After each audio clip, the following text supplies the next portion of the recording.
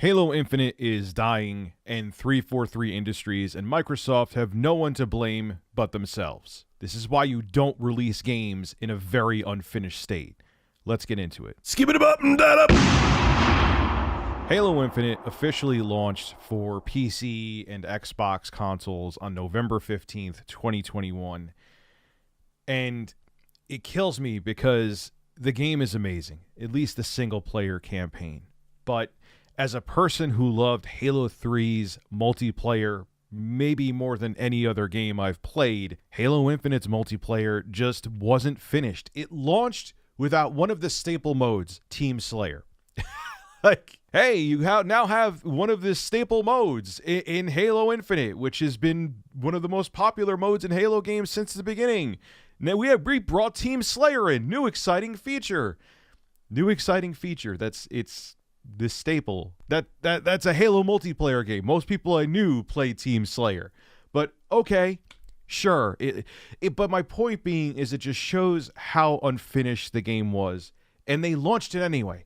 They shoved a beta out the door, slapped some cellophane on it, metaphorically, and said it was a product. And now they're reaping what they sow, and it's dying. People are losing interest in the game, and they're not just giving updates to the multiplayer, and the full product still isn't there months later. And this is what's happening. Like, for example, you could see here some of the cosmetics they launched for Halo multiplayer. They were not lined up on the helmet. You're looking at it right now. It's absolutely insane that they pushed it out the door. And maybe the dev didn't mean it condescendingly, 343, when they posted a blog update, but you don't need to be eagle-eyed to see that those cosmetics, those neon cosmetics, are not lined up, and this is what they wrote in the blog. Eagle-eyed players noticed these two armor effects weren't absolutely perfectly aligned with their Spartans helmets, spurring some lighthearted memes. Don't worry though, we've busted out our levels and protractors and we'll get these centered when Season 2 rolls around. Maybe they were joking, but the sarcasm there was like molasses thick in my opinion, just saying. I'm sure they're getting a lot of pressure from both Microsoft and the gaming community, and I can understand the devs being stressed. But you can't blame people when they're spending $60+ on a game to be like, what the hell is going on here? They're giving you more money for cosmetics, and they're like, what the hell is this? It's not even lining up. It looks like a college student that was just starting out in art design did this. What's up? Yeah, they have a right to be annoyed. Sorry. Well, also streamers that were playing a ton of Halo Infinite are seeing that people are no longer giving a crap about the game because they realize it's unfinished and needed more time in the oven. This comes from PCGamer.com. I'll read it to you, then we'll discuss. A report published by Rock Paper Shotgun details how, in 4 months since Halo Infinite's launch, peak Twitch viewing for Halo Infinite has dropped from 200K to 10K, with streamers calling it an abnormally low level of engagement for a live service game with a big name attached to it. Streamers who spoke to Rock Paper Shotgun said the problem with the game is that the game launched with many missing features that are typically staples in a Halo game. Like I said, Team Slayer was not there at the beginning. That to me, I know I bring that up all the time, but that to me is just so telling that a mode that is like the foundation of Halo multiplayer, even many, many years later, wasn't there.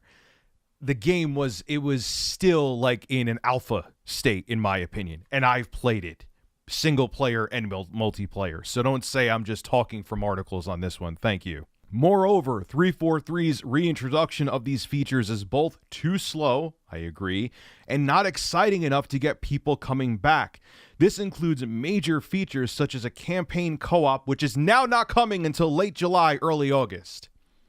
Late July, early August. I almost forgot to mention that. And Forge, alongside popular multiplayer modes like Team Doubles and Shoddy Snipers.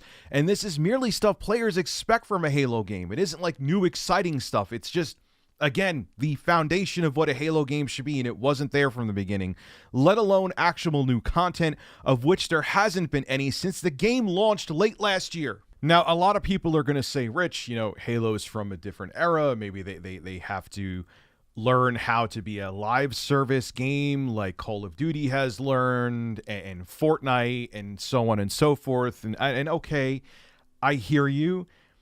I would agree if it was just that and the game launched as a full package with co-op, with Team Slayer, all the other modes. Okay, I would agree. But they didn't even launch with the basic full game. You still don't have the full game. Co-op's not coming till late July, early August, like I just said. I know, Microsoft, you wanted to get this game out to meet the quarter. You wanted to get it out for the holiday season. But now a great Halo game is probably going to die. And what's going to happen to the Halo series after this? What maybe you don't care because you bought all these other studios, you have great IPs coming, and maybe you're just looking at Halo as a relic from a different era and you just want to move on from it. Maybe that's it. Maybe if Halo Infinite dies, maybe Halo itself will die and it'll be rebooted 5 to 10 years from now. I could see that happening, but right now Halo in its current state, it's dire. It's absolutely dire. And you know what? This could have been avoided because all the seeds for an amazing game was there. I actually enjoyed Halo Infinite multiplayer, but I just moved on from it. It just was static. It just started to get stale, and I'm not a person who's into all the seasons and the updates and things like that, but I do want a game to be fully featured. And when a game isn't fully featured and it feels like it's still in an alpha an alpha state, the multiplayer, I'm like, I'm going to go play something else. Playing Elden Ring right now. Going to start playing again. Dying Light 2. There was no reason for this, especially because of how good the single player experience feels on Halo Infinite. If the whole game was polished, you should have nailed this one out of the park, 343 and Microsoft. But you were worried about making that quarter. And the thing that always kills me with it is like, now because the interest is waning in the game, think about all the money you're going to miss out on because people aren't invested in the game because they're not playing it as much. So you're not going to get the money from the microtransactions and people buying skins and from DLC because they don't care. Whereas if you gave them a full product, they would have been in love with it and they would have wanted to put more money into it. And you would have made much more money off of Halo Infinite in the long term instead of worrying about rushing the game out to meet a quarter. But here we are. But the shareholders and the stockholders and the upper brass at these companies, they worry about their bonuses, their checks being cut for meeting a bonus, and then they leave with their golden parachutes. And if the series behind them, just crumbles to the ground, they don't care. They got their money, and that's all that matters to them. They don't care about the long-term financial viability of a product. They worried about them getting paid now. And that's why we get games like this. This is Rich of Review Tech USA signing out. Have a good one.